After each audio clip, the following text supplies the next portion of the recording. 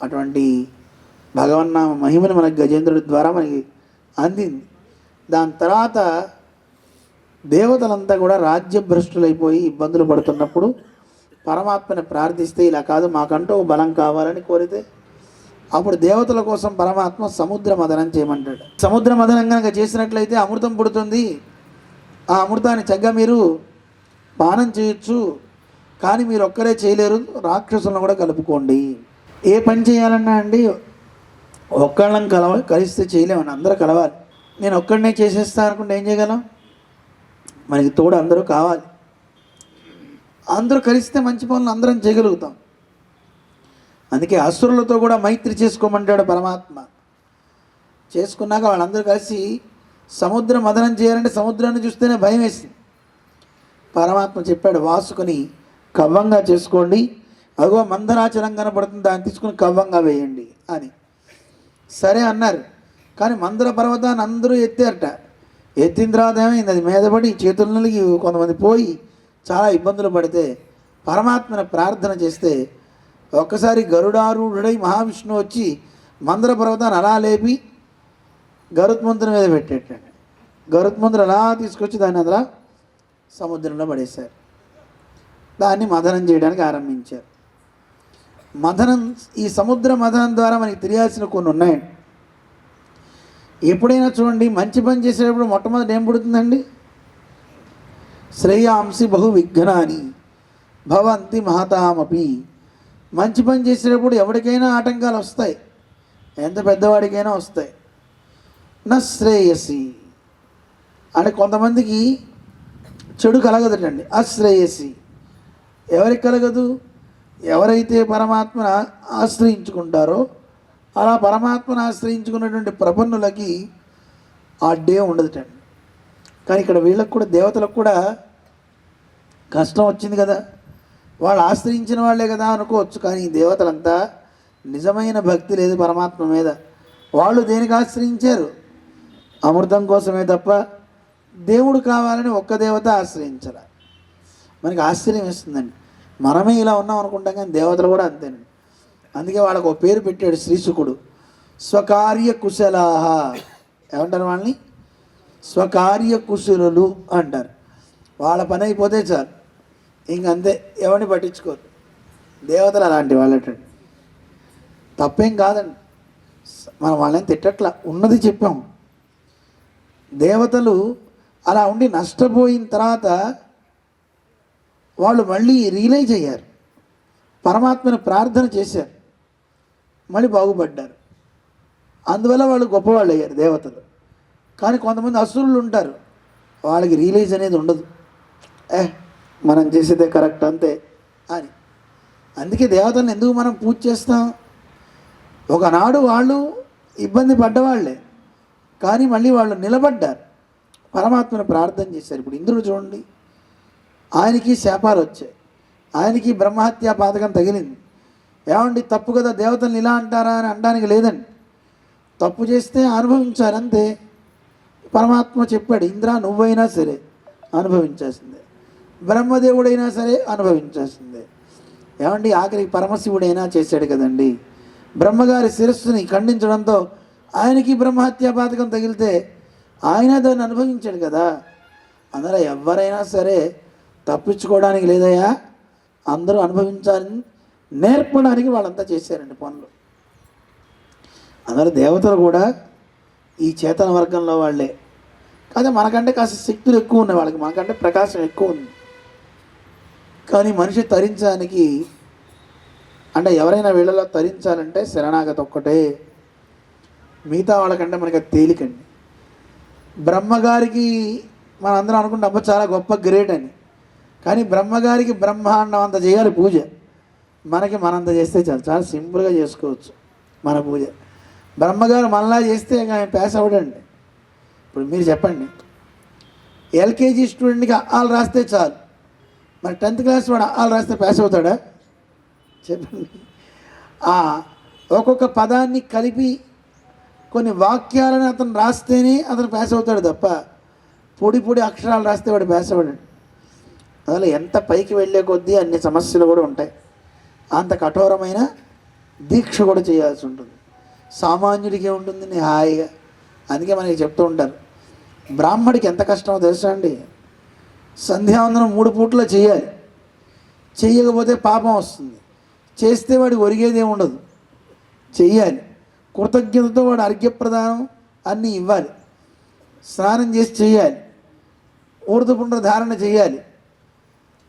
నది దగ్గరికి వెళ్తే ఎలా జపం చేయాలి, ప్రాణాయామాలు చేయాలి. ఒకటి కాదండి, చాలా కష్టం. అదే శూద్రాదులు ఉన్నారనుకోండి, వాళ్ళకి ఆలయ దర్శన మాత్రంతో వాడికి పుణ్యం వచ్చేస్తుంది. అంటే అది విధానం చెప్పారు. వీడు వేదం చదవాలి బ్రాహ్మడు, అందులో అక్షర దోషం వస్తే బ్రహ్మరాక్షసుడు అవుతాడు. మిగతావాడు భగవన్నామ సంకీర్తన చేస్తే వాడికి మోక్షం వస్తుంది. ఇదేదో బాగుందండి, నేను అవన్నీ మానేసి నేను కూడా వచ్చి చదువుతా అన్నాడు అనుకోండి బ్రాహ్మడు, వాడికి చెల్లదు. నామని చెప్పు ఫలం వస్తుంది, కానీ వేదం మానకు. వేదం చదువు.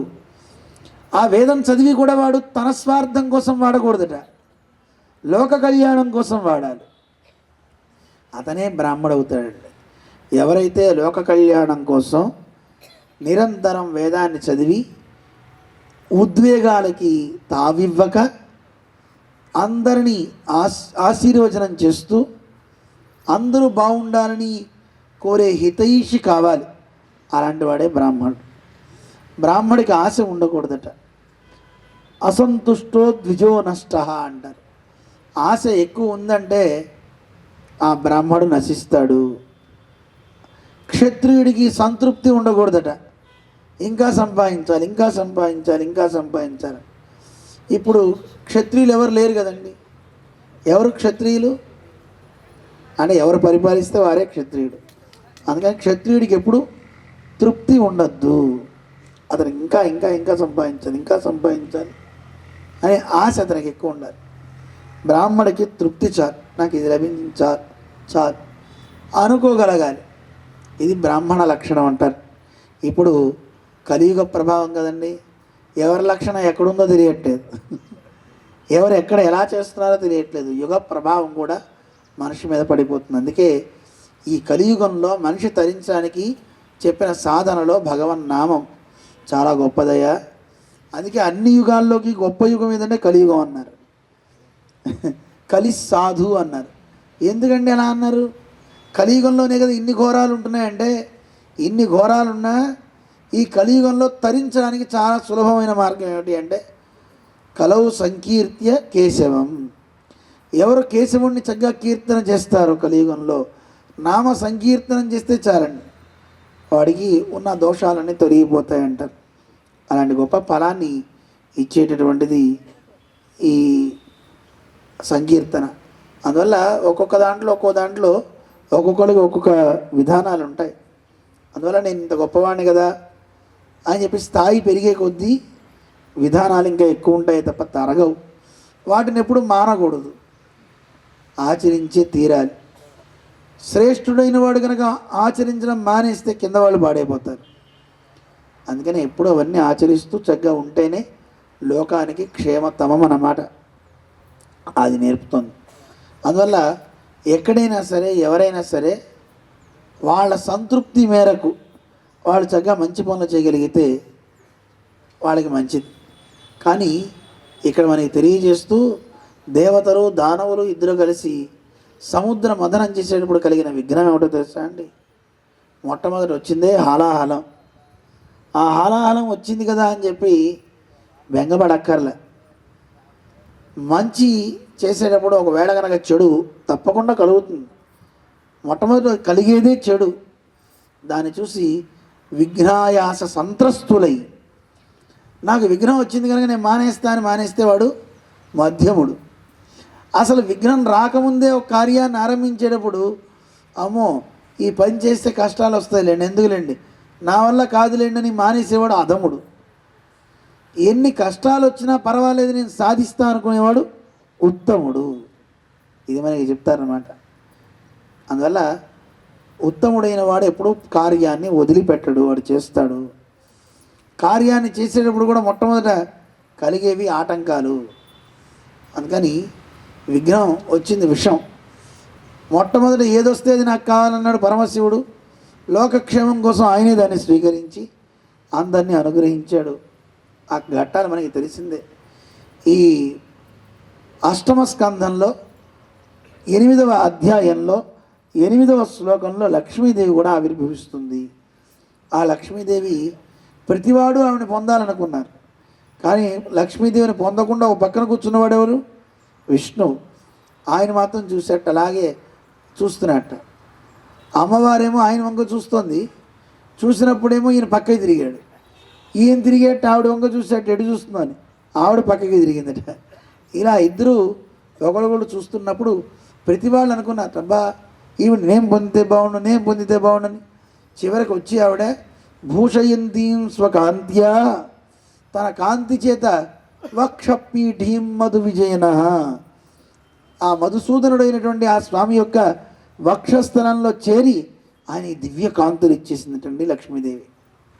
ఎందుకంటే లక్ష్మీదేవి ఎవరి దగ్గర పడితే వాడి దగ్గర ఉండకూడదండి. ఎవడు రక్షకుడో వాడి దగ్గరే ఉండాలి, ఎవడు బుద్ధిమంతుడో వాడి దగ్గరే ఉండాలి. అందుకే అందరి దగ్గరికి వెళ్ళలేదు ఆ లక్ష్మీదేవి, విష్ణుమూర్తి దగ్గరికే వెళ్ళింది. అలా వెళ్ళి ఆ తల్లి అక్కడ ఆ స్వామి యొక్క వక్షస్థలంలో ఉంది అని మనకి తెలియజేస్తారు 8వ స్కంధంలో.